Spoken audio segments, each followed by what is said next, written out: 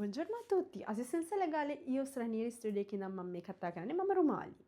මම අද ඔයාලට කියලා දෙනවා රිකොන්ජිමෙන්තෝ ෆැමිලියාර් එකක් අයදුම් කරන හැටි. රිකොන්ජිමෙන්තෝ ෆැමිලියාර් එකක් කියන්නේ මොකද්ද? ඔයාලා හැමෝම ස්පෙෂලි අලුතින් ආපු අය රිකොන්ජිමෙන්තෝ ෆැමිලියාර් එක කියන එක මොකද්ද කියලා දන්නේ නැත්නම් මම මෙතන ඉඳන් අද ඔයාලට කියලා දෙනවා ඒක. රිකොන්ජිමෙන්තෝ ෆැමිලියාර් එකක් කියන්නේ අපි හැමෝම ඉතාලියට ඇවිත් අපිට corso di validità permesso di soggiorno එකක් කියන්නේ permesso di soggiorno එකක් අපි ලබා ගන්න උත්සාහ කරනවා. ඒ permesso di soggiorno එකකින් අපි අයදුම් කරනවා අපේ family members ලා. ඒ කියන්නේ අපේ අම්මා තාත්තා වෙන්න පුළුවන්, දූ දරුවෝ වෙන්න පුළුවන්. එහෙමත් නැත්නම් අපේ husband වෙන්න පුළුවන්, wife වෙන්න පුළුවන් ඉතාලියට ගෙන්න ගන්න. ඒක තමයි රිකොන්ජිමෙන්තෝ ෆැමිලියාර් එක කියන්නේ. මේ රිකොන්ජිමෙන්තෝ ෆැමිලියාර් එකක් ගන්න අපිට අවශ්‍ය ප්‍රධානම දේවල් කීපයක් තියෙනවා. ඒ ප්‍රධානම දේවල් කීපයක් තමයි passaporto corso di validità. ඒ කියන්නේ passport එකක් තියෙනෝනේ valid passport එකක්. ඊට අමතරව permesso di soggiorno එකක් තියෙනවා අවුරුද්දක විතර ඉඳන් ගත්ත permesso di soggiorno එකක්. අමතරව ප්‍රධානම දේ තමයි residence එකක් තියෙනෝනේ ඒක අවුරුදු දෙකක් නම් වඩාත් හොඳයි. ඊට පස්සේ අපිට අවශ්‍ය වෙනවා රේද්දිත එකක්. රේද්දිත මිනිමම් එකක් තියෙනවා.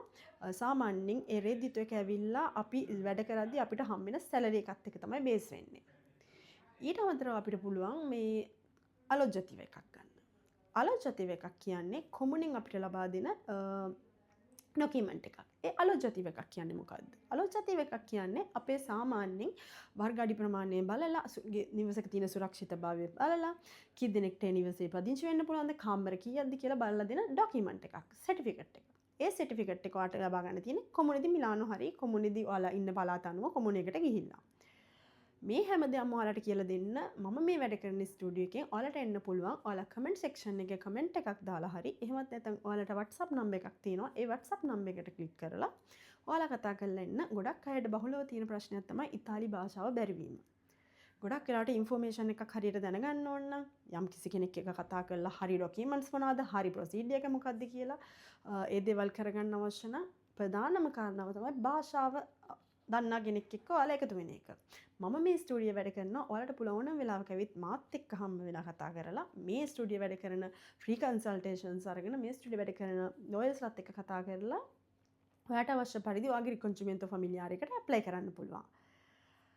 එහෙමනම් ඔයාලා හැමෝම අපිත් එක්ක එකතු වෙලා කතා බහ කරලා හරියට කරන්න ඕනේ දේ මොකද්ද, කොහොමද වෙන්නේ හැමදේම කියලා කමෙන්ට් සෙක්ෂන් එකේ කමෙන්ට් එකක් දාලා අපිව ෆලෝ කරලා මේ WhatsApp නම්බර් එකට කතා කරලා අපිත් එක්ක ජොයින් වෙන්න. Thank you.